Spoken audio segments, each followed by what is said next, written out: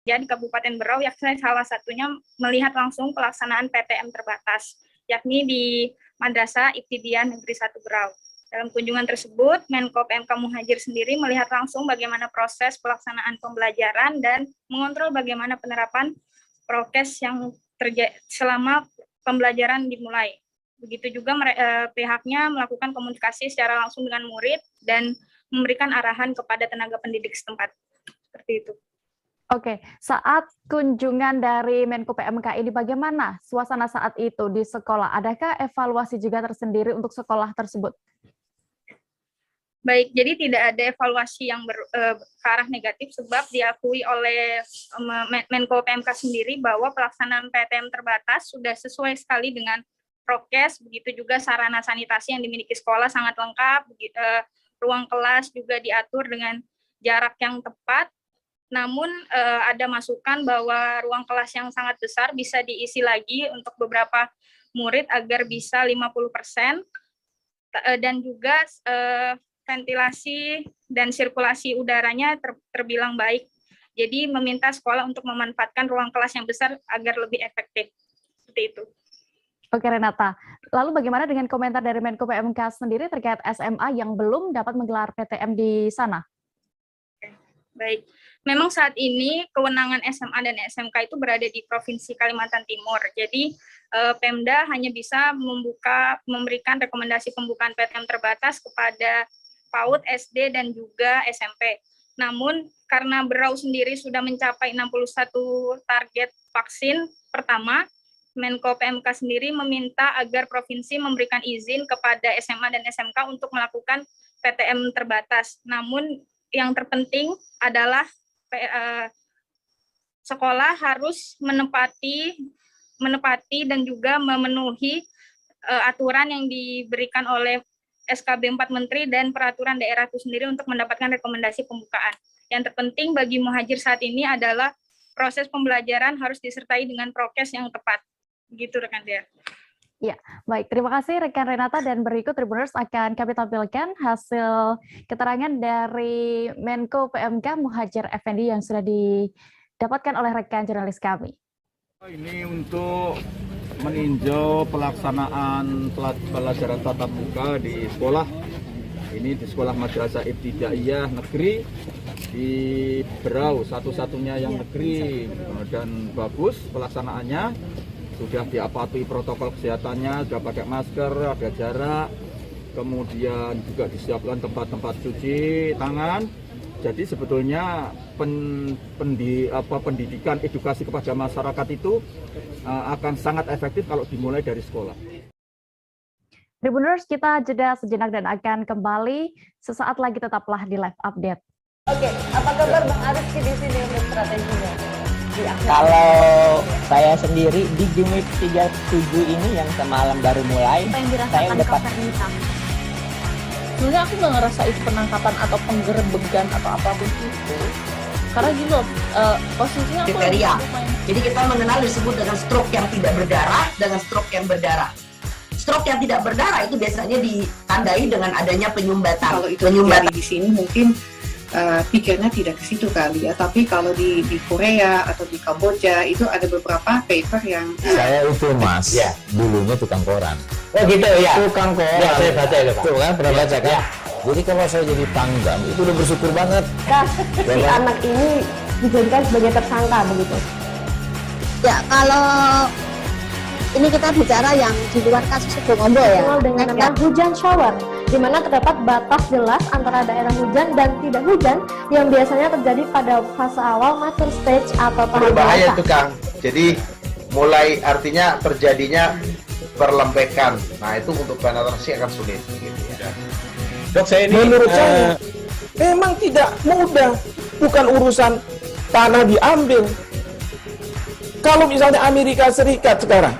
Rasulullah mengatakan di dalam sebuah hadis bahwa berpuasa di 6 hari Syawal itu. Oke, apa kabar Bang Arif di sini untuk strateginya? Kalau saya sendiri di Jumip 37 ini yang semalam baru mulai, saya dapat. Sebenarnya aku nggak ngerasa itu penangkapan atau penggerebekan atau apapun itu. Karena gitu, posisinya aku kriteria. Jadi kita mengenal disebut dengan stroke yang tidak berdarah dengan stroke yang berdarah. Stroke yang tidak berdarah itu biasanya ditandai dengan adanya penyumbatan. Kalau itu terjadi di sini. Kembali di live update, kita menuju ke kabar berikutnya. Tim Densus 88 Anti Teror Mabes Polri melakukan penggeledahan di sebuah rumah di Gang Mahoni 1, Wai Halim Permai, Wai Halim, Bandar Lampung pada hari ini Rabu 3 November 2021. Rumah tersebut diduga menjadi gudang atau tempat penyimpanan barang-barang milik salah satu terduga teroris yang diamankan beberapa hari lalu. Detail informasinya akan disampaikan oleh rekan wartawan kami dari Tribun Lampung. Ada M. Joviter Husin yang kini sudah bergabung bersama kami. Halo Joviter. Joviter, bisa Anda gambarkan bagaimana tadi proses penggeledahan rumah terduga teroris oleh Densus 88 berdasarkan pantauan Anda di lokasi dan apa saja yang didapat dari penggeledahan tersebut?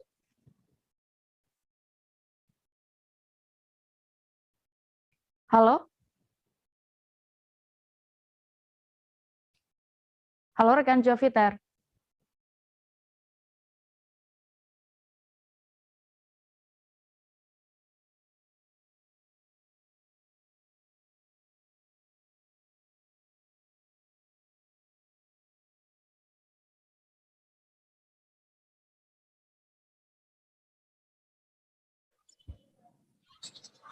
Baik, kita sudah tersambung lagi dengan rekan Joviter. Bagaimana bisa Anda gambarkan proses penggeledahan rumah terduga teroris oleh Densus 88 ini? Berdasarkan pantauan Anda, apa saja yang didapat dari penggeledahan tersebut? Ya, Mbak, bisa saya sampaikan bahwa tim Densus 88 melakukan giat penggeledahan di salah satu rumah.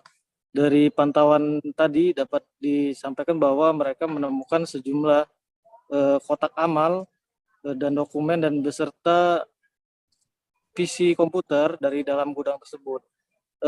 Seperti diketahui bahwa gudang tersebut sudah lama ditinggal kosong oleh pengurus atau salah satu tersangka yang diamankan kemarin. Namun dari dalam tersebut masih banyak barang-barang yang ditinggalkan oleh para tersangka tersebut. Baik, Dea. Oke, berarti saat ini terduga teroris itu juga sudah diamankan? Iya, Dea. Ada 3 terduga teroris yang dilakukan pengamanan oleh tim Densus sejak hari Minggu kemarin. Salah satunya di daerah Pesawaran dengan inisial SU, satu tersangka lagi berinisial SK di wilayah Bataranila, Lampung Selatan, dan satu tersangka lagi berinisial DRI yang juga diamankan di sekitar wilayah Pesawaran, Lampung. Baik, Dea. Oke, bisa Anda ceritakan kronologinya saat itu mereka bisa diamankan? Ya, seperti yang disampaikan Kabid Humas Polda Lampung bahwa penangkapan 3 terduga teroris ini berdasarkan dari pengembangan para tersangka teroris lainnya yang dari jaringan Jakarta maupun Medan. Dan juga pengungkapan ini merupakan dari hasil penyelidikan terhadap masalah yang pernah timbul beberapa waktu lalu mengenai pendanaan yang berawal dari kotak amal. Setelah dilakukan penyelidikan, tim Densus akhirnya mendapatkan informasi bahwa 3 terduga teroris ini memiliki peran sebagai pendanaan untuk salah satu kelompok teroris yang cukup dicari di Indonesia. Bisa disampaikan bahwa kelompok ini berafiliasi dengan jaringan Jamaah Islamiyah maupun jaringan teroris dunia. Baik, Dea. Ya, baik. Tribuners, berikut akan kami tampilkan hasil wawancara rekan Joviter bersama Kabid Humas Polda Lampung, Kombes Pol Zahwani Pandra Arsyad, selengkapnya. Terhadap pelaku yang patut diduga sebagai pelaku aksi terorisme. Hal ini bisa dibuktikan, ya artinya tidak mengenal lelah dari beberapa waktu yang lalu, setahap demi setahap, ya kita ketahui pada di awal tahun 2021 lalu, ya di salah satu wilayah di Provinsi Lampung kita bisa temukan bahwa itu adalah pelaku yang patut diduga sebagai, dan memang itu adalah yang paling dicari, ya dari jaringan terorisme yang ada, termasuk hal ini yang mungkin sempat berkembang di sempat berkembang informasi bahwa adanya penggalangan dana melalui kotak amal dan sebagainya. Inilah salah satu yang bisa kita ungkap, ya. Dari 3 pelaku yang sudah diamankan ini tentunya tidak tertutup kemungkinan ini adalah salah satu pelaku dari pengembangan baik dari Jakarta dan Medan, ya. Jadi pelaku ini di dalam melakukan aksinya adalah salah satu simpatisan juga yang memang di dalam jaringan terorisme Jamaah Islamiyah. Dan ini dalam masukan aksinya selalu dapat melakukan penggalangan dana, bahkan juga melakukan pengkaderan. Pengkaderan ini artinya untuk kedepannya dengan punya tujuan adalah untuk jihad global. Jihad global ini bermakna artinya apa yang dia lakukan ini bisa berafiliasi terhadap kelompok-kelompok radikal yang ada di dunia. Kejaksaan Tinggi Sulawesi Tenggara menyetor 14,9 miliar rupiah ke kas negara. Uang tersebut diserahkan Kejaksaan Negeri atau Kejari Konawe dan Kejati Sultra bersama Pusat Pemulihan Aset atau PPA Kejaksaan Agung. Kepala Kejati Sultra, Sarjono Turin, menuturkan uang yang diserahkan ini didapatkan dari lelang barang rampasan kasus yang telah inkrah. Informasi lengkapnya akan disampaikan rekan Fadli Aksar, jurnalis Tribun News Sultra, yang kini sudah tersambung bersama kami. Halo rekan Fadli. Iya, halo Dea. Bisa Anda jelaskan barang hasil rampasan ini senilai 14,9 miliar ini dari kasus apa? Iya, barang rampasan yang dilelang Kejaksaan Tinggi Sulawesi Tenggara bersama Kantor Pelayanan Kekayaan Negara dan Kantor Kejaksaan Negeri Konawe. Ini merupakan kasus pertambangan ilegal yang dilakukan oleh 4 perusahaan tambang di wilayah izin usaha pertambangan di Kabupaten Konawe Utara, Sulawesi Tenggara. 4 perusahaan itu yakni PT Bososi Pratama, PT Rockstone Meneng Indonesia, PT Natural Persada Mandiri, dan PT Pertambangan Nusantara. Dari 4 perusahaan tambang ini, baru 3 yang dinyatakan telah berkekuatan hukum tetap atau sudah ingkrah. Namun ada 1 perusahaan yakni pemilik Kiup sendiri, yakni PT Bososi, proses upaya hukum lanjutan begitu. Oke, lalu apa saja barang bukti rampasan kasus tambang yang berhasil dilelang ini? Ya, Kejaksaan Tinggi Sulawesi Tenggara setelah menerima hasil ingkrah sendiri, kemudian mereka menyita total 62 barang bukti hasil kejahatan pertambangan. 62 barang bukti itu kemudian dilelang. Dari yang berhasil dilelang adalah 17 item barang rampasan hasil kejahatan. 17 item itu diantaranya ada 13 alat berat ekskavator, 3 alat mobil dump truck, kemudian 1 tumpukan ore nikel seberat 13.000 metrik ton. Dari hasil pelelangan itu dikumpulkan atau Kejaksaan dan Kantor Pelayanan Kekayaan Negara berhasil meraup senilai 14,9 miliar. Uang itu kemudian diserahkan ke kas negara, begitu ya. Oke Fadli, apakah masih akan ada nanti barang bukti yang dilelang dan juga uang yang masih akan kembali disetor ke kas negara? Ya, dari total 62 barang bukti itu baru 17 yang berhasil dilelang, sehingga masih ada 45 item barang bukti hasil rampasan kejahatan tambang yang sudah ingkrah yang masih akan dilelang, atau dari total 62 itu diperkirakan potensi uang yang akan diselamatkan sekitar 60 miliar rupiah. Dari 45 yang akan nanti dilelang itu akan menghasilkan sebesar 41 miliar rupiah, dan proses pelelangan akan dilakukan dalam waktu dekat dan uangnya kemudian dimasukkan ke kas negara, begitu deh. Ya, baik. Tribuners, rekan Fadli tadi juga sudah berhasil mendapatkan keterangan dari Kajari Konawe, Irwanuddin Tajudin terkait kasus ini. Itu terkait 3 perusahaan, jadi lebih ke korporasi. Jadi tersangkanya itu lebih ke korporasi perusahaannya. Nah, sudah putus, sudah berkekuatan hukum tetap, semua sudah melakukan upaya dan sudah ingkrah. Karena sudah ingkrah, makanya kita melakukan pelelangan terkait barang-barang bukti yang dimiliki oleh mereka. Sebuah potongan video pengeroyokan terhadap seorang mahasiswa di Palembang, Sumatera Selatan viral di media sosial. Dari informasi yang didapat, aksi pengeroyokan itu dilakukan di sebuah perguruan tinggi di Palembang. Seusai mendapatkan laporan aparat Polrestabes Palembang, kini kabarnya berhasil mengamankan pelaku. Detail informasinya akan disampaikan oleh rekan wartawan sripoku.com. Ada Andika Wijaya yang kini sudah bergabung bersama kami. Halo rekan Andika. Halo rekan Dea. Rekan Andika, apakah benar adanya peristiwa pengeroyokan tadi yang kami informasikan dari mahasiswa terhadap adik tingkatnya di salah satu universitas negeri di Palembang? Dan bagaimana kronologinya? Ya benar, sudah terjadi kasus pengeroyokan di salah satu universitas di Palembang negeri.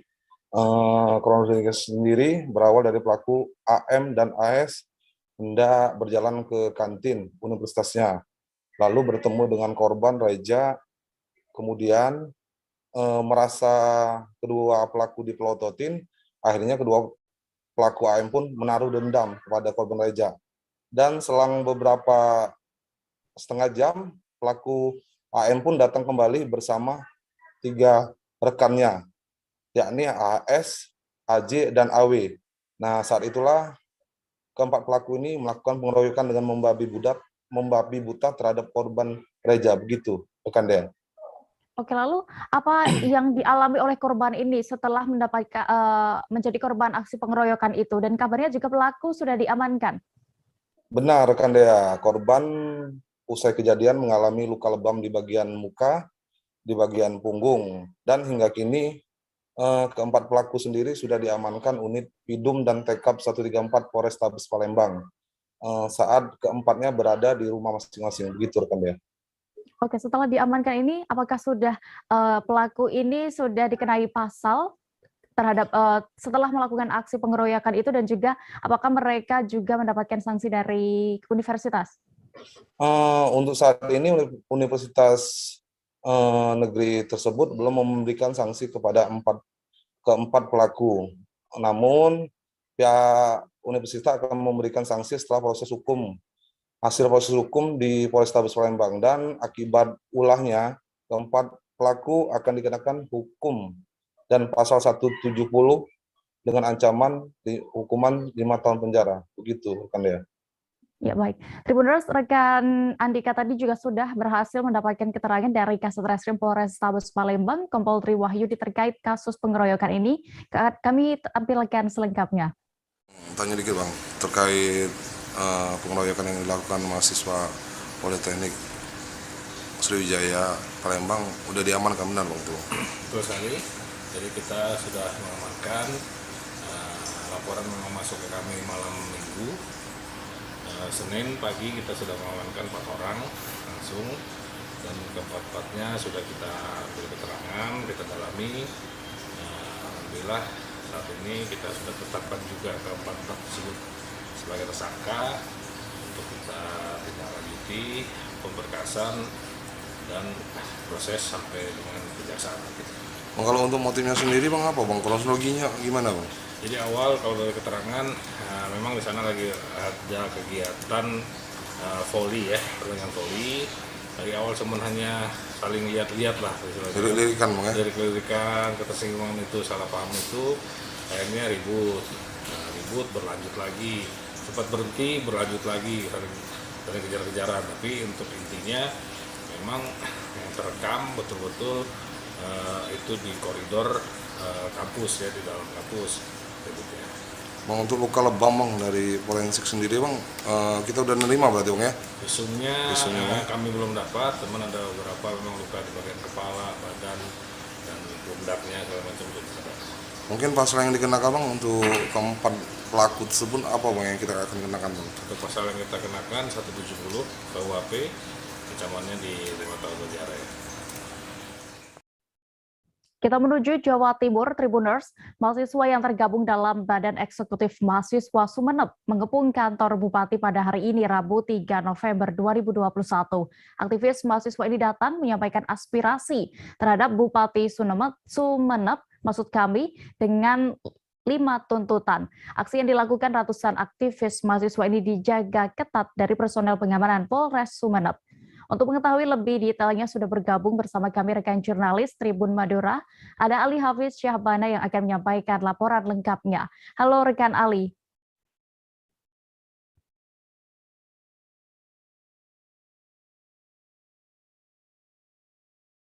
Halo, rekan Ali. Iya, dia. Halo. Rekan Ali, bisa Anda sampaikan apa sebenarnya tujuan dari demo Aliansi BEM Sumeneb ini dan juga tujuan dari mereka melakukan demonstrasi kali ini? Baik, dia. Kurang lebih 200 mahasiswa yang tergabung dalam Aliansi Badan Eksekutif Mahasiswa Kabupaten Sumeneb dari berbagai elemen atau dari berbagai kampus yang tergabung dalam Aliansi BEM Sumeneb.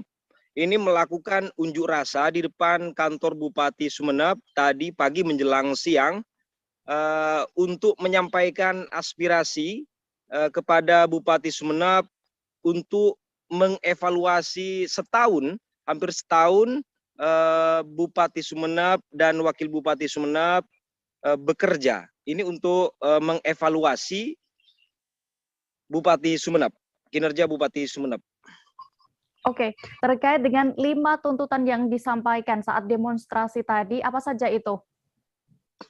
5 tuntutan yang disampaikan oleh mahasiswa tadi, yakni soal pembangunan di Kabupaten Sumeneb, soal kemiskinan yang semakin banyak semakin tahun di Kabupaten Sumeneb, dan juga alih fungsi lahan, yang mana lahan di Kabupaten Sumeneb ini salah satunya seperti di Pantai Lombang, ini terus dibeli oleh investor asing, dan juga represif terhadap meminta untuk hentikan represif kepada mahasiswa. Selain itu juga pengangguran yang semakin banyak di Kabupaten Sumeneb ini terus disampaikan di depan kantor Bupati Sumeneb, dan juga tidak ditemui oleh Bupati Sumeneb. Oke, Ali, berdasarkan pantauan Anda tadi, seperti apa situasi saat demonstrasi ini terjadi, dan apakah saat ini mereka, para peserta aksi ini sudah membubarkan diri atau bagaimana? Baik, dia. Sekitar 3 jaman, mahasiswa yang tergabung dalam Aliansi BEM se-Sumeneb ini tidak ditemui oleh Bupati Sumeneb dan juga Wakil Bupati Sumeneb. Hampir ada gesekan atau ada gesekan yang saling mendorong pintu masuk di paling barat kantor Bupati Sumeneb ini. Selain itu juga dijaga oleh aparat kepolisian di depan pintu pagar ini dipasangi oleh kawat berduri.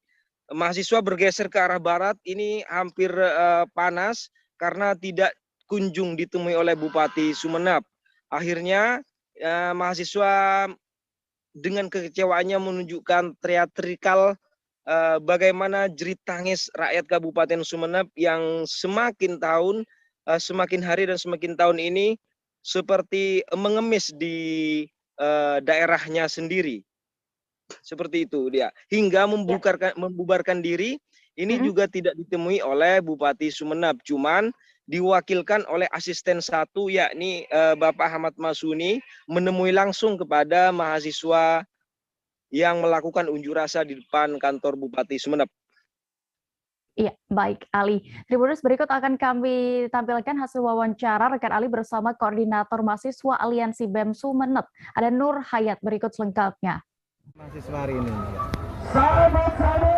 Untuk tuntutan kita sudah ada di Iris. Yang pertama, hentikan segala bentuk alih fungsi lahan yang ada di Kabupaten Sumeneb. Itu. Terus yang kedua, tindak tegas tambak udang nakal tanpa terkecuali dan lakukan pembinaan kepada masyarakat. Terus yang ketiga, tuntaskan masalah kemiskinan yang terjadi di Kabupaten Sumeneb, karena kita ketahui kemiskinan di Kabupaten Sumeneb semakin hari semakin meningkat. Begitu. Terus yang keempat, tingkatkan produktivitas pertanian di Kabupaten Sumeneb. Itu bisa saja dari pemerintah melakukan pembinaan kepada generasi di Kabupaten Sumeneb, kepada pemuda-pemuda, melakukan pelatihan semisal, dan dikasih mudah lakukan pelatihan. Hasil dari panennya itu bisa dibeli oleh pemerintah Kabupaten Sumeneb atau dibantu cara jual belinya. Gitu. Terus yang kelima, hentikan represivitas terhadap aktivis mahasiswa. Itu. tuntutannya. Tadi sempat ada mendorong pintu pagar utama, ini apa yang menjadi penyebab ini?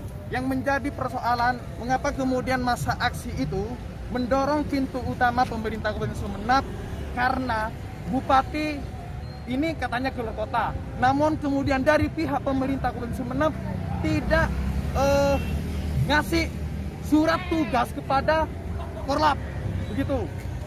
Kecewa karena tidak segera. Iya, artinya kita kaum intelektual kalau ada tugas keluar kota mestinya ada tugas lah, ada surat tugas gitu. Kabar berikutnya masih dari wilayah Jawa Timur. Truk Fuso yang mengangkut puluhan motor tampak terbakar di sebuah ruas jalan tol Madiun Nganjuk. Dalam video yang beredar, kobaran api tampak melumat keseluruhan bodi truk, tak terkecuali muatan motor di atasnya. Polisi melakukan penyelidikan lebih lanjut untuk mengungkap penyebab kebakaran truk tersebut. Kabar selengkapnya akan disampaikan rekan wartawan dari Tribun Jatim, ada Luhur Pambudi yang kini sudah siap dengan informasi lengkapnya. Halo rekan Luhur. Halo Dea, selamat sore. Ya rekan Luhur, terkait kejadian kebakaran truk Fuso yang mengangkut puluhan motor ini, bisa Anda ceritakan kronologi awal kebakaran itu bisa terjadi dan berapa motor yang ikut terbakar? Jadi insiden terbakarnya tersebut itu terjadi pada hari Selasa tanggal 2 November 2021 kemarin, tepatnya sekitar pukul 12.30. Jadi sebuah truk Fuso jenis trailer yang memang didesain untuk mengangkut muatan trailer kendaraan roda 2. Kendaraan roda 2 yang terbakar dalam insiden tersebut berjumlah 39 kendaraan, dan status kendaraan yang terbakar itu terkonfirmasi dari pihak kepolisian adalah kendaraan bekas dia, jadi bukan kendaraan jenis baru sebagaimana yang berkelebatan di berbagai macam media informasi mengenai terbakarnya insiden tersebut adalah kendaraan jenis baru. Semacam itu dia. Oke, lalu apakah ada korban jiwa atau luka dalam insiden kemarin? Oke, pihak kepolisian memastikan tidak ada korban jiwa ataupun korban luka dari pihak petugas maupun dari pihak si pemilik atau pengendara truk tersebut. Satu orang sopir dan satu orang kernet bernama Didi Hermawan dan Arifin dikabarkan selamat, tidak mengalami luka sedikit pun, cuma hanya mungkin mengalami shock semata, tapi sudah ditangani oleh tim medis yang ada di lokasi. Dan berdasarkan penyelidikan dari pihak kepolisian, dari pihak Satuan Polisi Jalan Raya, Ditlantas Polda Jatim dan Satlantas Polres Nganjuk yang melakukan olah TKP di sana, insiden tersebut sebenarnya disebabkan oleh sebuah percikan api yang muncul dari salah satu kendaraan motor yang diangkut oleh truk tersebut. Jadi percikan api yang muncul dipastikan bukan berasal dari komponen kelistrikan ataupun mesin yang ada di dalam truk, tapi dipastikan muncul dari kendaraan motor yang sedang diangkut, dan kemudian api begitu cepat membesar karena menyambar berbagai macam benda yang mudah terbakar di atas angkutan itu. Kemudian akhirnya melumat hampir keseluruhan muatan kendaraan dan termasuk menyambar truk atau bodi truk, kabin dan keseluruhan bodi truk, sehingga menyebabkan arus lalu lintas di jalan truk tersebut sempat terhambat. Kemudian muncul api besar dan asap begitu tebal membumbung tinggi, kemudian diabadikan oleh pengendara yang ada di situ, dan akhirnya video tersebut sempat viral di jagat maya masyarakat Jawa Timur beberapa waktu yang lalu. Ya. Iya, baik. Terima kasih rekan jurnalis Tribun Jatim, Luhur Pambudi, untuk laporannya Anda. Selamat kembali bertugas. Kita jeda lagi Tribuners dan akan kembali dengan informasi menarik lainnya. Tetaplah di Live Update. Oke, apa kabar Bang Aris di sini untuk strateginya? Kalau saya sendiri di Jumit 37 ini yang semalam baru mulai, saya udah hitam. Sebenarnya aku nggak ngerasa itu penangkapan atau penggerebegan atau apapun itu, karena gitu posisinya aku kriteria. Jadi kita mengenal disebut dengan stroke yang tidak berdarah dengan stroke yang berdarah. Stroke yang tidak berdarah itu biasanya ditandai dengan adanya penyumbatan. Kalau itu terjadi di sini mungkin pikirnya tidak ke situ kali ya, tapi kalau di Korea atau di Kamboja itu ada beberapa paper yang saya itu mas, ya dulunya tukang koran. Oh gitu ya, tukang koran. Ya, saya baca ya, Pak. Tuh kan pernah baca kan? Ya. Jadi kalau saya jadi Pangdam itu udah bersyukur banget. Si anak ini dijadikan sebagai tersangka begitu. Ya kalau Ini kita bicara yang di luar kasus Sebongombo ya. Dengan nama hujan shower, di mana terdapat batas jelas antara daerah hujan dan tidak hujan yang biasanya terjadi pada fase awal mature stage atau tahap berbahaya dewasa. itu Kang. Jadi mulai artinya terjadinya perlembekan. Nah itu untuk penetrasi akan sulit. Gitu ya. Dok, saya ini menurut saya memang tidak mudah, bukan urusan tanah diambil. Kalau misalnya Amerika Serikat sekarang, Rasulullah mengatakan dalam sebuah hadis bahwa berpuasa di 6 hari Syawal itu. Oke, apa kabar Bang Ariski di sini untuk strateginya? Kalau saya sendiri di Game Week 37 ini yang semalam baru mulai, Apa yang saya dirasakan udah Kak Fernita? Sebenarnya aku nggak ngerasa itu penangkapan atau penggerebegan atau apapun itu, karena gitu loh, posisinya aku Kriteria. Jadi kita mengenal disebut dengan stroke yang tidak berdarah dengan stroke yang berdarah. Stroke yang tidak berdarah itu biasanya ditandai dengan adanya penyumbatan. Kalau itu terjadi di sini mungkin pikirnya tidak ke situ kali ya, tapi kalau di Korea atau di Kamboja itu ada beberapa paper yang Saya itu Mas, dulunya tukang koran. Oh gitu ya. Tukang koran. Ya, saya baca itu Pak. Tuh kan pernah baca kan? Jadi kalau saya jadi pangdam itu udah bersyukur banget. Si anak ini bisa. Terima kasih Anda masih menyaksikan live update. Kita menuju ke kabar berikutnya. Satpol PP Kota Semarang menertibkan 40 lapak pedagang kaki lima atau PKL di seputaran kawasan Johar pada hari ini Rabu 3 November 2021. Sebanyak 40 lapak tersebut berdiri sepanjang Jalan Inspeksi Damaran dan jalan arah menuju Pasar Kanjengan. Petugas membongkar lapak serta menyita sarana prasarana jualan milik pedagang. Selengkapnya akan disampaikan rekan jurnalis dari Tribun Jateng, ada Eka Yulianti yang kini sudah terhubung bersama kami. Halo rekan Eka. Halo Dea. Rekan Eka, bisa Anda informasikan bagaimana kondisi terkini pasca penertiban PKL di kawasan Johar? Ya Dea, kondisi terkini pasar di seputaran Pasar Johar sudah steril dari pedagang kaki lima. Tadi pagi Satpol PP Kota Semarang telah menertibkan setidaknya 40 pedagang kaki lima yang menempati di Jalan Damaran dan juga di arah masuk menuju Pasar Kanjengan. Penertiban ini juga tidak lepas dari rencana penataan pemerintah Kota Semarang yang sudah mulai menata para pedagang yang sebelumnya menempati tempat relokasi kini sudah mulai masuk ke Pasar Johar yang baru, sehingga diharapkan area di Pasar Johar itu sudah steril dari pedagang kaki lima. Demikian Dea. Oke, Eka, kabarnya ada dugaan jual beli lahan di kawasan itu. Bagaimana kebenarannya? Ya, Dea. Kepala Satpol PP Kota Semarang, Fajar Purwoto, tadi pagi menyampaikan memang ada dugaan jual beli lahan di tempat para pedagang kaki lima ini berjualan. Namun dugaan tersebut belum dipastikan kebenarannya. Petugas Satpol PP akan menelusuri lebih lanjut terkait hal itu, dan saat ditanyakan mengenai berapa besaran jual belinya pun belum bisa disebutkan secara pasti. Dan apabila dugaan ini benar, petugas Satpol PP sendiri akan bekerja sama dengan atau akan meminta Polrestabes Semarang sendiri untuk mengusut lebih lanjut. Demikian Dea. Oke, terkait jual beli ini, apakah mereka merupakan bagian dari pedagang Johar yang belum masuk ke pasar atau bagaimana? Ya, para PKL yang menempati di pinggir jalan ini sebagian merupakan PKL yang memang sudah berpuluh-puluh tahun menempati menempati jalan tersebut, dan sebagian berasal dari Pasar Johar yang kemudian setelah kejadian kebakaran mereka berpindah keluar pasar, sehingga sudah lama sekali tidak ditertibkan, mereka semakin menjamur, semakin banyak yang berjualan di pinggir jalan. Dan rencananya pemerintah memang akan menata mereka kembali masuk ke pasar, namun tidak dalam waktu dekat. Pasalnya lapak yang disediakan pemerintah Kota Semarang di dalam Johar sendiri cukup terbatas, sehingga nantinya pemerintah Kota Semarang sendiri akan membangunkan lahan atau membangunkan gedung kembali untuk menampung seluruh pedagang, sehingga diharapkan pedagang tidak menempati lahan yang terlarang atau area yang seharusnya steril tersebut. Oke, lalu bagaimana bisa Anda gambarkan kondisi terkini dari Pasar Johar?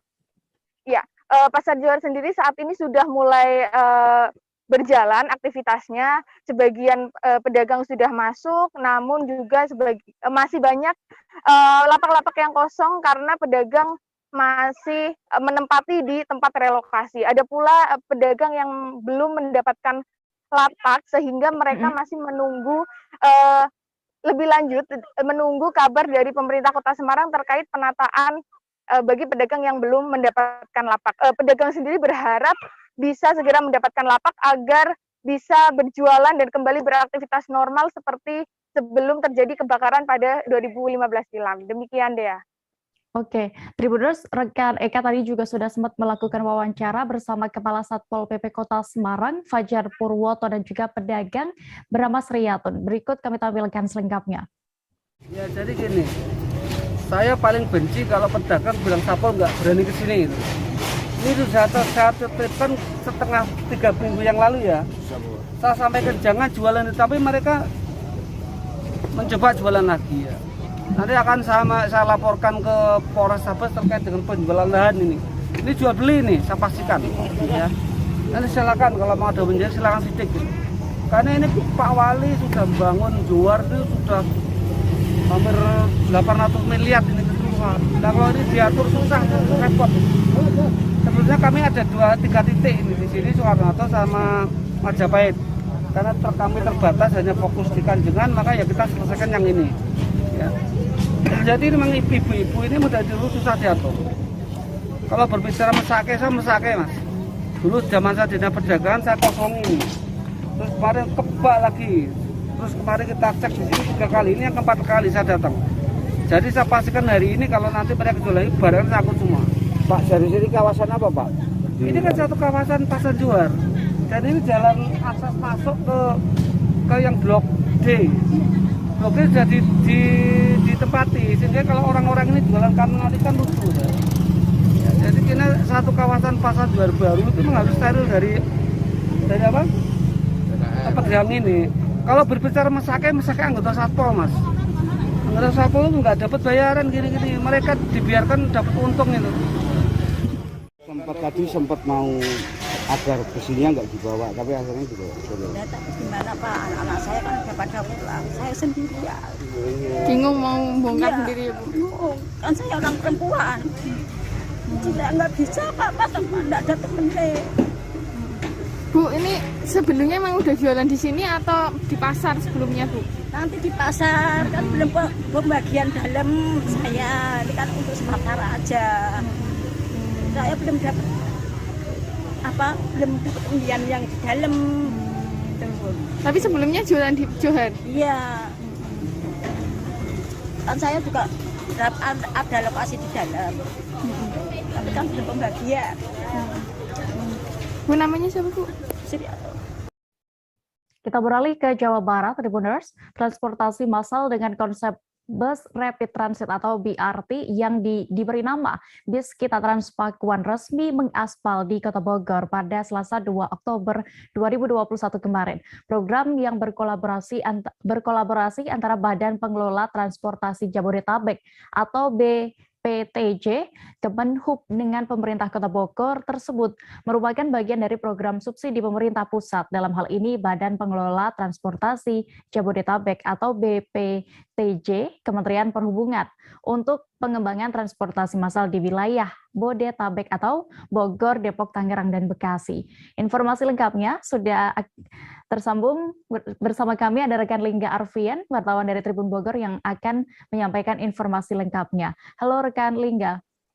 Iya, Dea. Bisa Anda jelaskan terkait Bis Kita Transpakuan ini, apakah benar transportasi massal perdana atau memang sebelumnya sudah ada? Iya, Dea dan rekan-rekan Tribuners, kemarin baru saja diluncurkan 10 unit bis yang bernama Bis Kita Transpakuan. Ya, Dea, bis ini merupakan program transportasi massal kedua yang sebelumnya pemerintah Kota Bogor sendiri memiliki program transportasi massal yang namanya pun hampir sama, yaitu Transpakuan. Namun karena adanya permasalahan yang cukup membuat perusahaan ini tidak berdaya gitu, akhirnya bus Transpakuan tersebut sempat terhenti, dan setelah beberapa tahun kemudian ada terobosan baru yang bekerja sama dengan pemerintah pusat, yakni BPTJ, Badan Pengelola Transportasi Jabodetabek, dengan meluncurkan bus dengan skema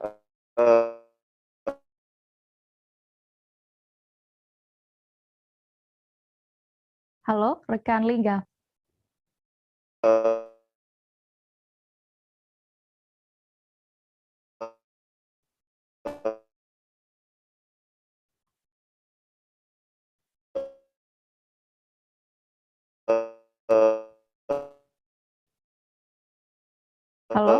subsidi BTS seperti itu, Dea.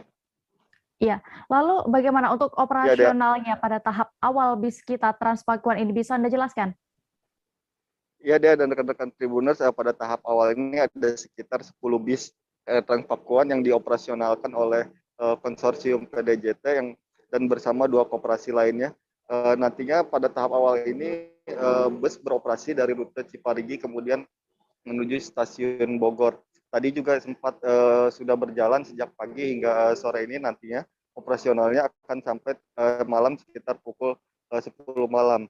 Hingga ke depan akan ada 49 bis yang akan mengaspal di Kota Bogor hingga akhir Desember nanti. Program ini merupakan program konversi dari pemerintah Kota Bogor, yakni dari 3 angkot menjadi 1 bis. Artinya ketika 3 angkot yang tidak layak jalan ini ataupun izin trayeknya sudah habis, kemudian direduksi dan dibesituakan serta di plat hitam. Seperti itu, Dea. Oke, lalu Lingga, fasilitas apa saja yang bisa didapatkan di dalam bis kita Transpakuan ini, dan bagaimana cara masyarakat untuk bisa mengakses layanan ini? Ya, ada berbagai fitur keamanan dan kenyamanan di dalam bus ini. Di antaranya adalah bus ini dilengkapi dengan CCTV dari berbagai sudut. Selain itu juga dilengkapi dengan sensor keamanan dan kenyamanan. Artinya sensor tersebut akan memberikan kode bahaya ketika adanya sopir mengantuk ataupun menerobos arus lalu lintas. Sementara itu di dalam juga disediakan tempat duduk untuk disabilitas dan prioritas. Selain itu juga untuk nantinya calon penumpang yang ingin masuk ke dalam bus tersebut atau mengakses layanan bus ini harus menggunakan kartu e-money ataupun uang elektronik. Setelah itu nantinya di-tap di bagian pintu depan. Selanjutnya penumpang tinggal duduk dan menikmati perjalanan.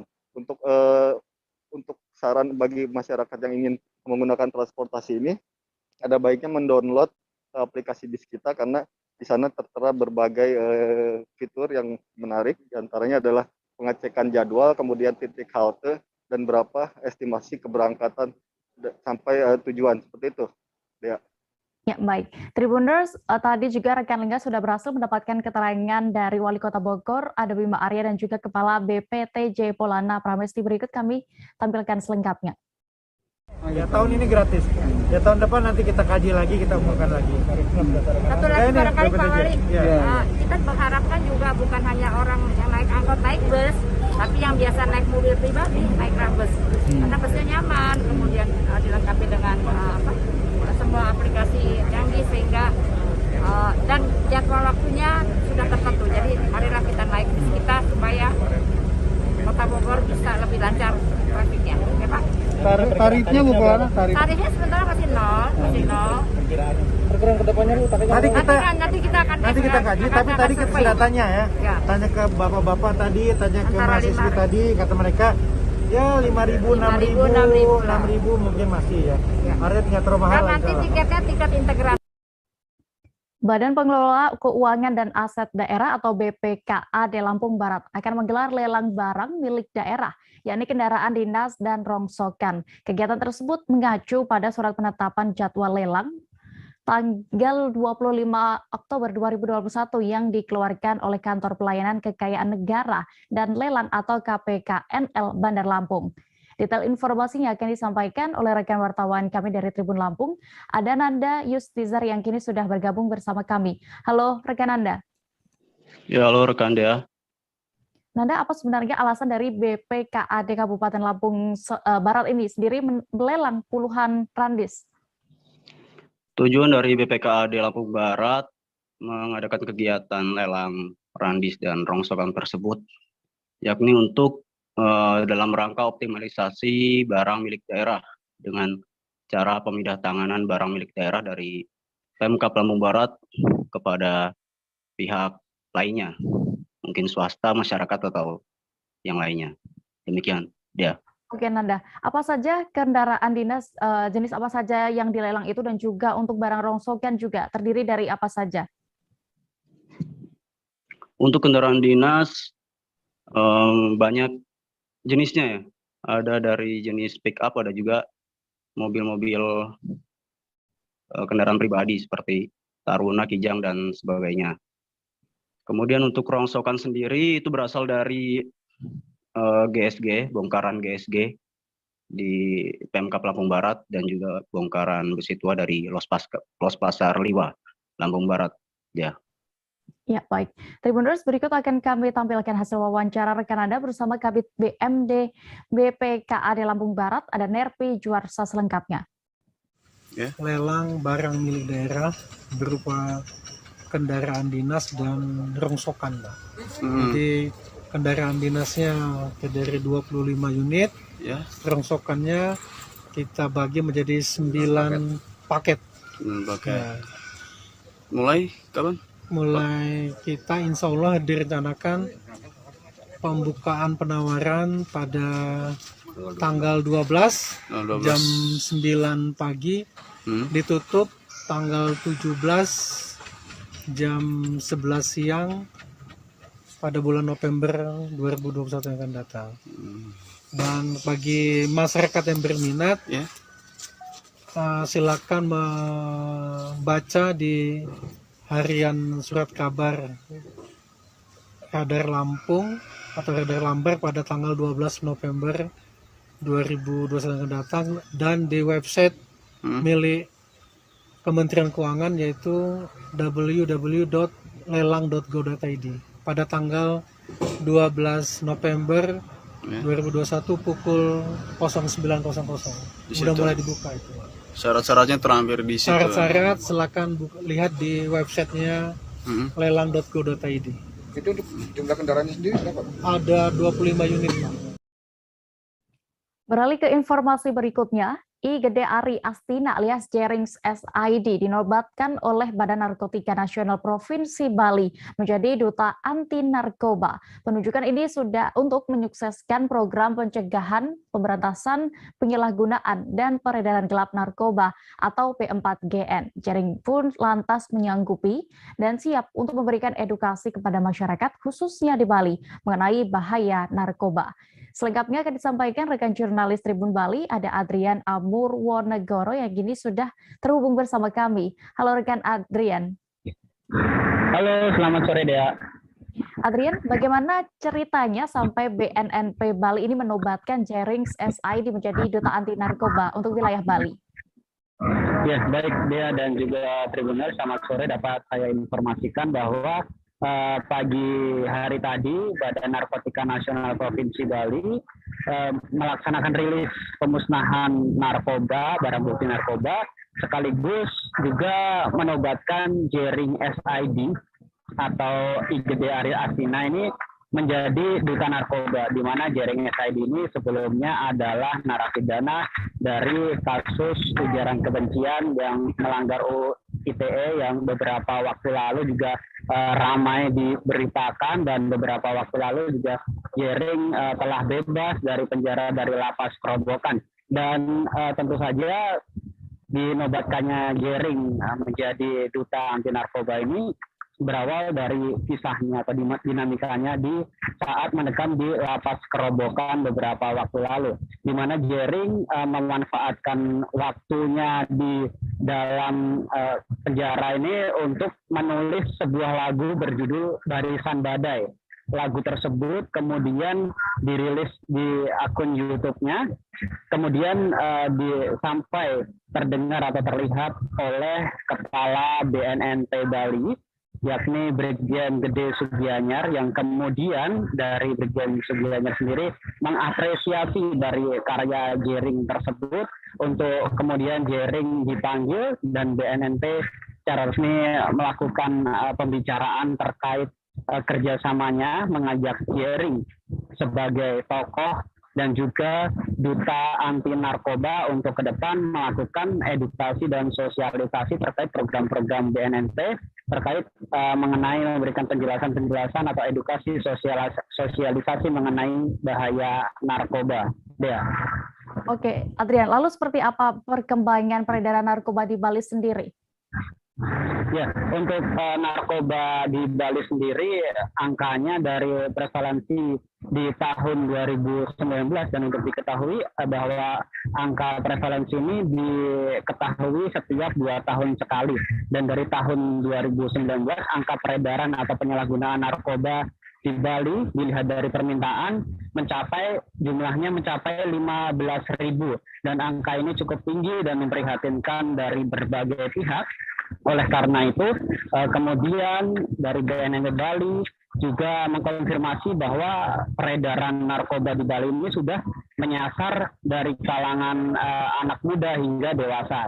Dan juga tidak hanya di kawasan perkotaan saja, bahkan narkoba juga sudah masuk ke wilayah desa-desa di pelosok Bali. Dan penyalahgunanya mayoritas adalah anak muda. Dan juga di masa pandemi ini karena Bali cukup terdampak dan terpuruk sektor pariwisata dan perekonomian, bahkan beberapa masyarakat ini jadi pengedar narkoba. Mereka banting setir namun dalam hal negatif dengan menjadi pengedar narkoba tersebut. Dan hal ini juga menjadi atensi dari Kepala BNNT Bali. Oleh karena itu, Kepala BNNT kemudian juga mengajak tokoh-tokoh di Bali, influencer, salah satunya juga Jering yang dinobatkan menjadi duta anti narkoba ini, untuk kedepannya juga melakukan edukasi kepada anak-anak muda, kepada followersnya, kemudian dengan program-program yang dikemas secara kreatif yang bisa pesannya sampai ke anak muda bahwa narkoba ini benar-benar berbahaya dan tidak boleh dimainkan sembarangan, karena dampaknya akan dapat merusak generasi penerus. Tentu saja dari BNNT Bali menyikapi dari maraknya peredaran ataupun penyalahgunaan narkoba di Bali ini juga dilakukan dengan upaya rehabilitasi bagi mereka korban penyalahguna. Dan tentu saja kehadiran Jering ini kedepannya dapat menekan angka prevalensi narkoba di wilayah Bali. Ya.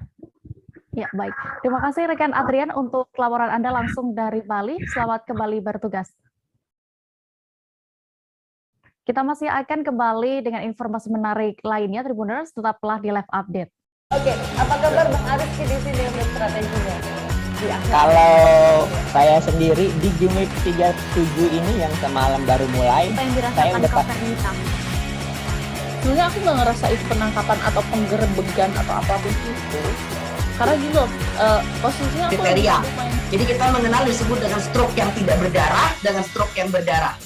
Stroke yang tidak berdarah itu biasanya ditandai dengan adanya penyumbatan. Kalau itu terjadi di sini mungkin pikirnya tidak ke situ kali ya. Tapi kalau di Korea atau di Kamboja itu ada beberapa paper yang saya itu Mas, ya, dulunya tukang koran.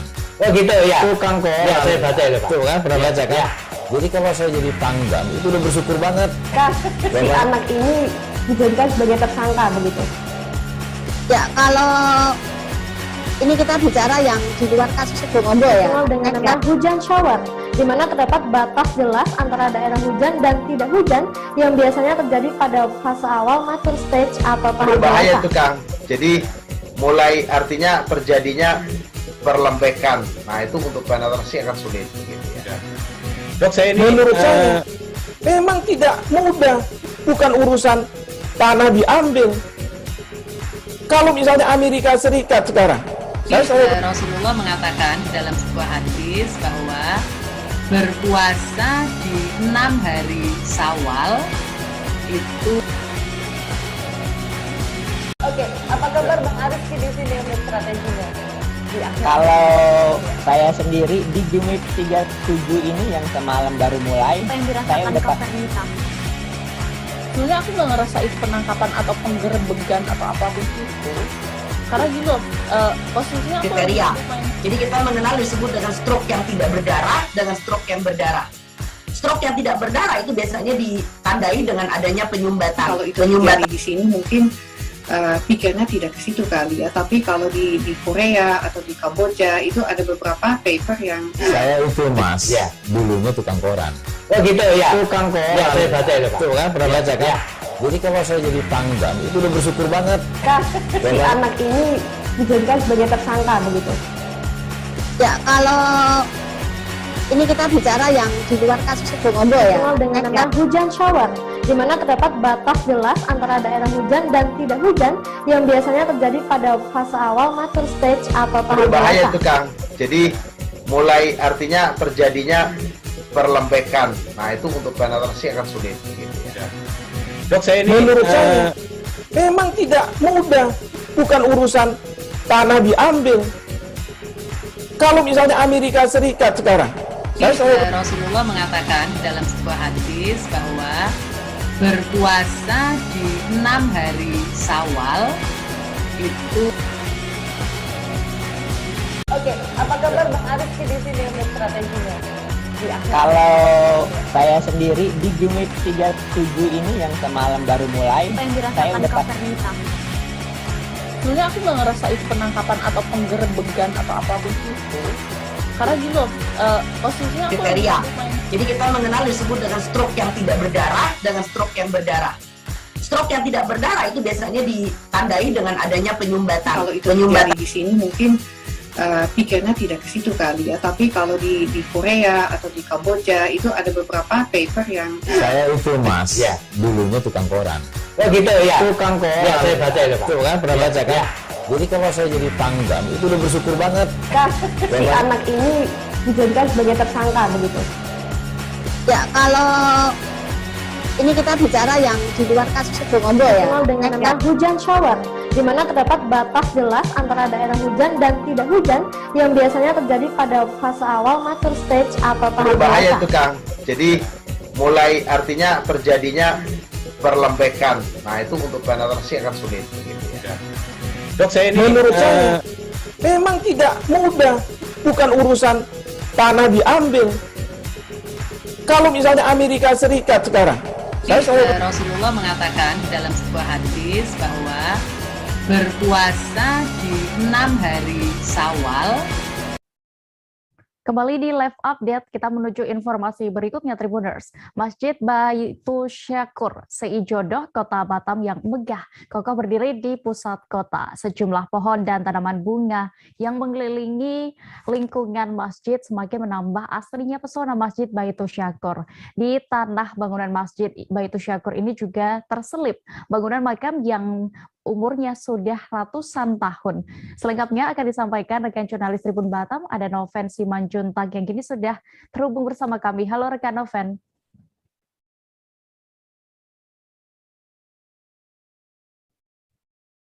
Halo rekan Noven. Ya, halo Dea. Ya Noven, bisa Anda informasikan di mana tepatnya dan kapan juga ini awalnya Masjid Baitul Syakur didirikan? Ya, baik Tribuners dan juga rekan Dea, perlu kami sampaikan bahwa hasil liputan kami bersama dengan Ketua Harian Masjid Baitul Syakur disampaikan oleh Bapak Andi yang mengatakan bahwa lokasi daripada masjid ini berada tepatnya di Seijodoh, Kota Batam, dan juga untuk waktu berdirinya masjid ini diperkirakan itu di tahun 90-an, bahwa masjid ini akhirnya kembali dibangun di atas lahan ataupun tanah yang saat itu kondisinya seperti berbukit. Nah, itu yang disampaikan oleh Ketua Harian Masjid Baitul Syakur, Pak Andi. Begitu dia.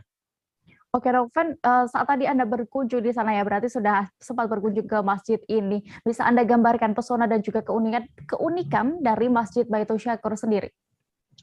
Ya, baik Dea dan juga Tribuners, perlu kami sampaikan bahwa memang pesona daripada Masjid Baitul Syakur Seijodoh Kota Batam ini perlu kami jelaskan bahwa untuk di lingkungannya sendiri itu memang banyak sekali tanaman-tanaman ataupun pohon-pohon yang menambah kesejukan ataupun keasrian daripada masjid tersebut. Dan kemudian di masjid ini sendiri memang bentuknya bentuk arsitektur daripada masjid itu seperti berbentuk kubus ya, dan juga dengan beberapa sisi yang pancang sisi yang dan itu seperti bersifat modern ya, seperti itu ya, bentuk bangunan-bangunan masjid modern.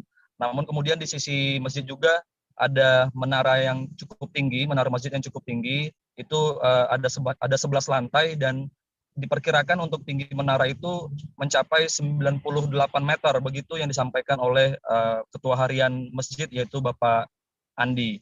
Nah, kemudian perlu kami sampaikan kembali, Dea dan juga Tribuners, dari pesona Masjid Baitus Sakur ini juga sebenarnya sama saja seperti kita melihat beberapa bentuk bangunan-bangunan masjid di era kekinian. Namun yang menarik daripada Masjid Baitus Sakur yaitu kita dapat melihat ataupun menjumpai adanya 7 makam yang kemudian itu tepat berada di atas lantai 2 Masjid Baitus Sakur. Nah, itu yang menjadi pesona ataupun hal menarik daripada Masjid Baitus Sakur Sejodo Kota Batam ini. Begitu Dea. Oke, kira-kira berapa perkiraan usia dari 7 makam tersebut, dan itu siapa yang dimakamkan di sana, rekan Noven? Ya, baik rekan Dea dan juga Tribuners, dari hasil wawancara kami kembali dengan Bapak Andi, ia mengatakan bahwa sebelumnya pernah ada tim pencari fakta dari Jakarta yang kemudian melakukan penelitian di masjid tersebut, yang mengatakan mereka menyimpulkan bahwa masjid tersebut diperkirakan usianya sudah mencapai ratusan tahun. Nah, dari mereka juga menyampaikan bahwa makam yang ada di masjid tersebut merupakan sebutannya adalah wali Allah seperti itu, tapi tidak dijelaskan secara terperinci oleh Bapak Andi seperti itu. Dan untuk kemudian disampaikan pula oleh Bapak Andi pada saat pembangunan daripada Masjid Baitus Sakur, sebenarnya 7 makam tersebut sudah berencana ingin dipindahkan begitu, namun kemudian selalu saja ketika alat berat mengangkat kembali makam tersebut itu mesinnya selalu mati seperti itu. Nah, ini yang akhirnya membuat keputusan dari pihak masjid, pembangunan masjid saat itu, bahwa masjid disatukan dengan 7 makam tersebut. Begitu, rekan Dea. Oke, lalu apakah ada pihak-pihak tertentu yang memang percaya bahwa makam tersebut adalah makam leluhurnya dan berziarah di sana, Noven? Ya, baik rekan Dea, kembali kami sampaikan dan juga untuk Tribuners bahwa sejauh ini dari penyampaian Bapak Andi, ia mengatakan bahwa sejumlah pihak memang ada beberapa yang mengklaim bahwa itu merupakan makam daripada leluhur mereka, diantaranya dari masyarakat, ada beberapa masyarakat Tanjung Uma, lalu masyarakat Tembesi, dan ada juga yang dari Singapura mengaku bahwa itu juga merupakan makam daripada leluhur mereka. Seperti itu, rekan Dea.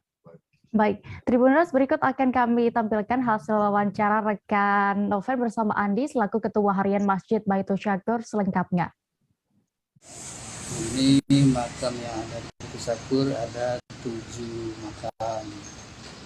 Kemudian sebelum Masjid Baitus Sakur pindah ke lokasi yang sekarang ini, makam ini sudah ada juga. Nah, jadi kami selaku pengurus Baitus Sakur tidak dapat juga menjelaskan siapa yang dimakamkan di sini, karena sebelum masjid ada di sini, makam ini sudah tidak ada juga. Jadi yang jelas ini makam memang nenek moyang orang Melayu, dan kami yakin bahwa yang dimakamkan di sini memang orang soleh gitu. Tanda-tanda dari makam orang soleh itu ya ada di sini gitu. Seperti Kabar berikutnya datang dari dunia sepak bola Tribuners. PSM Makassar memperingati hari jadi ke-106 tahun pada Selasa 2 November kemarin. Sejumlah kelompok supporter PSM di Kota Makassar dengan cara berbeda merayakan hal ini. Seperti dilakukan kelompok supporter PSM Red Gang. Mereka merayakan hari jadi PSM ke-106 tahun dengan camp di bekas Stadion Matuanging bagian utara. Untuk mengetahui lebih detailnya, sudah bergabung bersama kami rekan wartawan dari Tribun Timur, ada Kaswadi Anwar yang akan menyampaikan laporan lengkapnya. Halo rekan Anwar. Halo rekan Dea. Anwar, bagaimana bisa Anda gambarkan semarak saat peringatan hari jadi PSM ke-106 tahun ini yang dilakukan kelompok supporternya? Ya, kita tahu bersama bahwa klub kebanggaan Kota Makassar, yakni PSM Makassar, memperingati hari jadi yang ke-106 tahun pada Selasa 2 November kemarin. Kelompok supporter dari PSM melakukan berbagai cara. Ada yang melakukan konvoy hingga ke Benteng Fort Rotterdam, salah satu ikon bersejarah di Kota Makassar. Ada pula yang melakukan konvoy ke patung legenda PSM yakni Ramang. Lalu terakhir ada kelompok supporter PSM yakni Red Gang memperingati hari HUT jadi PSM ke-106 tahun dengan cara camp atau mendirikan tenda di bekas Stadion Matuangin di Jalan Cendrawasih, Kota Makassar. Bahwa kita ketahui bersama oleh para Tribuners bahwa PSM ini berdiri sejak 2 November 1915 dan sampai saat ini PSM telah salah satu menjadi tim terbaik di Indonesia. PSM pun telah memberikan kado spesial kepada seluruh supporternya dengan menekuk Persita Tangerang 3 gol tanpa balas di pekan ke-10 Liga 1 2021. Ini pun membuat para supporter yang ada di Kota Makassar, Sulawesi Selatan melakukan perayaan dengan kemenangan sekaligus perayaan HUT PSM yang ke-106. Oke, lalu apa yang melatar belakangi dari supporter Red Gang ini hingga mereka menginap di bekas Stadion Matuanging? Ya, salah satu alasan dari kelompok supporter Red Gang ini melakukan aksi nginap di bekas stadion karena belum adanya pembangunan kembali Stadion Matuanging sejak dirubuhkan pada 21 Oktober 2020 lalu. Pemerintah Provinsi Selatan belum sampai sekarang belum ada rencana untuk membangun kembali, makanya mereka melakukan aksi ini sebagai bentuk keresahan dari para supporter untuk agar pemerintah Sulawesi Selatan segera membangun Stadion Matuanging. Oke, terakhir rekan Anwar, apa harapan para supporter ini di hari jadi PSM ke-106 tahun?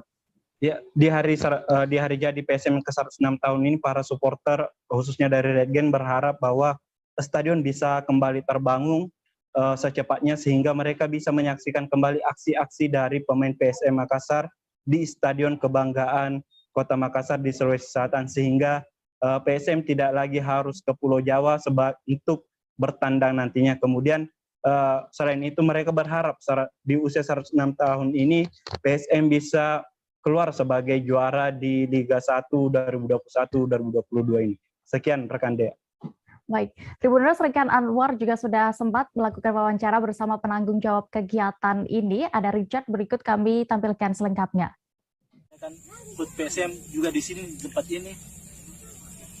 Apa yang mau disampaikan untuk pemerintah terkait ini? Untuk pemerintah mungkin inilah salah satu bentuk dari keresahan kami. Selama ini kami tetap berada di jalur perjuangan, sehingga sampai mana pemerintah bisa menepati janji membangun kembali stadion dan bisa kami rasakan lagi euforia Matuanging seperti dahulu. Dan untuk tim kebanggaan pastinya diharapkan kami di ulang tahun ke-106 tahun ini harapan kami tetap berprestasi, tetap pada jalur kemenangan dan insya Allah tunjukkan kepada pemerintah dan Sulawesi Selatan bahwa kalian bisa untuk dibanggakan. Rencana besok kami juga ada kegiatan sosial dalam rangka HUT PSM Makassar. Kami akan laksanakan Red Gang berbagi. Di mana lokasinya? Rencana lokasi kami besok start dari sini ke TPA Antang dan ke jalan-jalan yang ada di Kota Makassar, berbagi ke tukang parkir, anak jalanan dan lain sebagainya. Assalamualaikum warahmatullahi wabarakatuh. Waalaikumsalam warahmatullahi wabarakatuh. Kami dari Red Gang mengucapkan selamat anniversary yang ke-106 tahun untuk PSM Makassar. Semoga tahun ini bisa membawa kejayaannya kembali menjadi juara Liga 1. Red Gang! Ewako, Ewaki, Kuewai! Paroki Santo Ignatius Manado menghadirkan rumah duka pertama di Bumi Nyur Melambai. Rumah duka yang nantinya sekaligus dengan rumah abu, rumah kremasi itu berlokasi di Taman Makam Laks Aeterna, Paniki Atas, Maumbi, Minahasa Utara. Rumah duka itu dilakukan pemberkatan dan diresmikan langsung oleh Uskup Manado, Monsinyur Benedictus Roli Untu, dan kabar selengkapnya akan disampaikan rekan Fernando Lumowa, jurnalis dari Tribun Manado yang kini sudah bergabung bersama kami. Halo rekan Fernando. Ya, halo rekan Dea. Bisa Anda jelaskan terkait keberadaan rumah duka pertama di Sulut ini? Baik, sebagaimana yang sudah disampaikan tadi, akhirnya Sulawesi Utara punya rumah duka sendiri, dan itu dihadirkan pertama kali oleh Paroki Santo Ignatius Keuskupan Manado.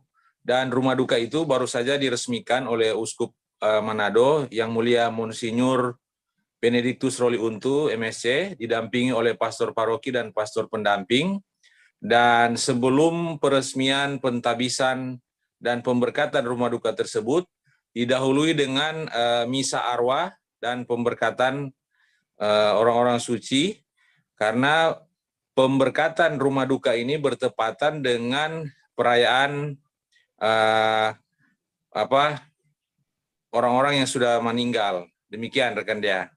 Oke, lalu apa saja fasilitas yang ada di rumah duka baru ini, dan apakah nantinya hanya bisa untuk umat Katolik atau bagaimana, Fernando? Baik, terima kasih. Rumah duka Cahaya Abadi ini memang dihadirkan, pemiliknya adalah umat Katolik yang berada di dalam naungan Paroki Santo Ignatius di Manado. Akan tetapi, sebagaimana yang disampaikan kepada kami bahwa rumah duka ini terbuka untuk umum, terbuka untuk semua golongan masyarakat, terbuka untuk semua golongan agama. Jadi tidak terbatas hanya pada umat Katolik saja. Kemudian, sebagaimana rumah duka pada umumnya, rumah duka ini memiliki fasilitas berupa 3 ruangan persemayaman, yakni masing-masing ruangan itu berukuran 12 kali 10 meter. Kemudian, selain 3 ruang persemayaman itu, di masing-masing ruang persemayaman itu dilengkapi dengan ruang tunggu untuk keluarga. Kemudian ada 1 kamar tidur, demikian pula untuk fasilitas toilet, dan juga ada toilet umum. Kemudian untuk parkir yang sangat luas, bisa menampung kurang lebih sampai 300 kendaraan. Jadi memang rumah duka ini yang pertama di Sulawesi Utara, dan langsung hadir dengan fasilitas yang bisa dikatakan lumayan, bisa dikatakan kami katakan mewah. Demikian. Oke, lalu seperti apa respons dari masyarakat dan pemerintah terkait hadirnya rumah duka ini? Tentu saja masyarakat, khususnya mereka yang mau mendapatkan kemudahan ketika terjadi duka cita, merespon dengan sangat sukacita. Karena ini memang sebagaimana disampaikan oleh Dewan Pastoral Paroki Santo Ignatius, ini menjadi sebuah kerinduan, harapan dari umat Katolik yang ada di Kota Manado. Karena banyak di antara jemaat yang memang punya keterbatasan lahan, kemudian di tengah kesibukan mereka juga butuh kemudahan ketika terjadi duka cita. Nah, terkait dengan itu, dari pemerintah, khususnya pemerintah Minahasa Utara, tempat di mana rumah duka itu berada, sangat menyambut positif, karena menurut Bupati Minahasa Utara Jauh Neganda, keberadaan rumah duka tersebut menjadi simbol bahwa ada kemajuan, ada pembangunan, di mana rumah duka juga itu menjadi simbol adanya percepatan pembangunan. Demikian rekan Dea. Terima kasih. Baik. Terima kasih rekan jurnalis Tribun Manado, Fernando Lumowa, untuk informasi yang Anda berikan. Selamat kembali bertugas. Tribuners, informasi tadi sekaligus menutup perjumpaan kita dalam live update kali ini. Jangan lupa saksikan live update selanjutnya di seluruh kanal media Tribun Network. Dan masih di tengah pandemi, kami terus mengingatkan untuk Anda selalu menerapkan protokol kesehatan dimanapun berada. Saya Diamita, mewakili kru yang bertugas pamit. Terima kasih dan sampai jumpa. Jangan lupa like, subscribe, dan share ya.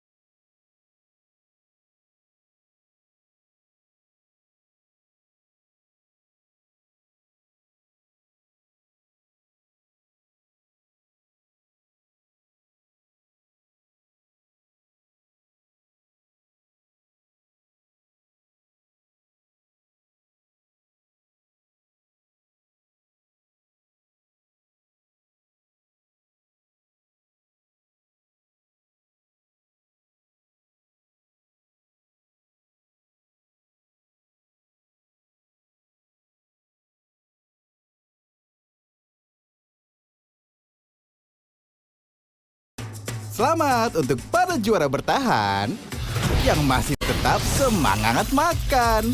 Makan enak lebih gampang. Banyak diskon promo kesebelasan GoFood. Ini sudah live.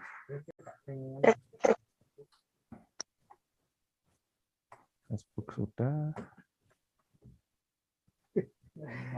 Aku sih ngarita ngambil.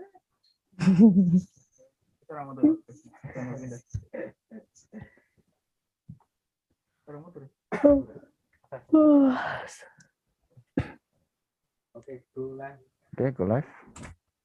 Siapaan ya? Cek.